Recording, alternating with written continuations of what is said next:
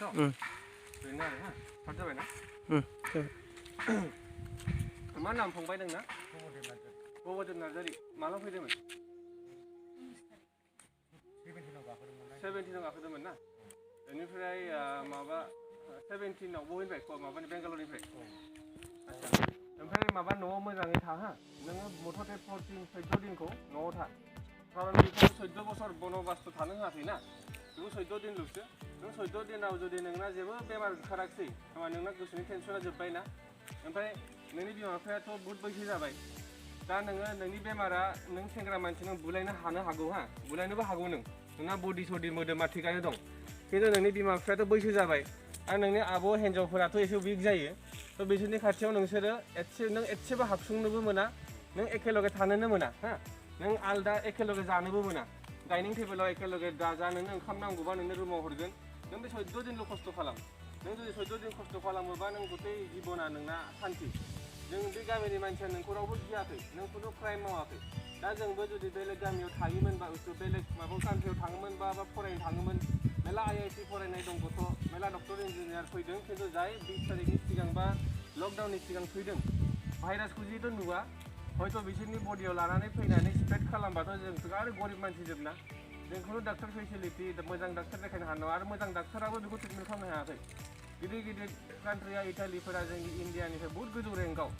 जोंना बिराद फावसायनाय जोंना टप 100आवनो गोलैया अभारअल सिचुवेसना ओमफ्राय इटालिया नोंना टप 5आव गोलैयो थेवब्लाबो बिसोरना बरबाद जाजोब्बाय थ' नोंना एक प्रकारनि एसे सेंग्रा बर' सेंग्रा हिसाबै बिसोर दायित्व दं गामिनि हिसाबै आरो नोंनि बिमा बिफानाबो दायित्व दं जाहाथे बे गामिखौ बासायो आरो गावखौ बासायो बयबोथ' थांनानै थानो लुबैयो नाम्बार 1 खोथा नों खुनु क्राइम मावाखै नों जोंनो सापर्ट खालामदों आरो बिनि थाखाय जोंबो नोंखौ गियान स्प्रेड खालामगासिनो दं बेखौ बासायनो थाखायनो स' नोङो जाहाथे नोंनि बे प्रब्लेमा जुदि बायसान्स जाफ्लांदोंबा बेलेगनाव बारदेरा बे बिजानुआ बेमार जाबाय लगे लगे गुजुयै हाबसुङो नङा मथथे नोंना माबा दिन थायो 20 दिन 15 दिनसो नोङो न' सिङाव था 14 दिनाव नों कनफार्म जागोन जे आंना बेमार जायाखै थेवब्लाबो साननैसो एक्सट्रा थाबावनो हायो नोङो बेखौ हम क्वारेन्टाइन होनो हा एबा आशा बायद' मोना नोंसोरखौ खबर लानो फैबाय थागोन माजे माजे जोंबो फैगोन खिन्थु जोंथ' जिहेतु डेलिभारिबो खालामनांगौ इमारजेन्सिबो पेसेन्ट नायनांगौ जोंनि आन्दाराव बिराद गिदिर पपुलेसननि गामि दंथ' थ' आशा बायद'फोरखौ नोंसोरो सनमान सहकारि जा सोंफैयो बेखौ नोंसोर खोन्थाहर आशाया माने मामुलि खस्थ' खालामा माने नोंसोरनि फुरा गामिनि पपुलेसना बेनि आन्दाराव बेनिफ्राय ANM बायद' स' नोंसोरो गासिबो बुस्थुफोरखौ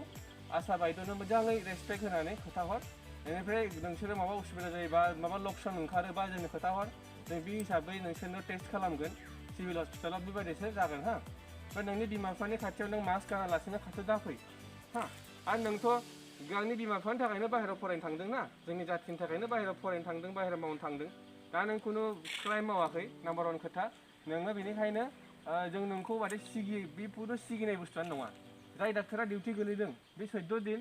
क्वारेन्टाइन थागोन बायदि नों बायदि ओमफ्राय आरो गाव बेमार जायाखैबा आरो हस्पिटाल फैफिनगोन बियो जुदि बेमार जानाय मोनोबा होमबा गाव हम क्वारेन्टाइन थाङो मिथिबाय जोंना खुनु स्टाफआ बिराद खम नालाय जोंना बादे टीम 1 टीम B जायो टीम 1आ डिउटि खालामो 14 दिन 14 दिन उनाव बे गावखौ बेमार जागोन नामा आसा खालामनानै 14 दिन गेप लायो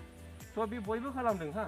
आर्मि अफिसार मेडिकेल अफिसार बयबो थ' नों बेखौ बिराद गिदिर बुस्थु जादों साननाङा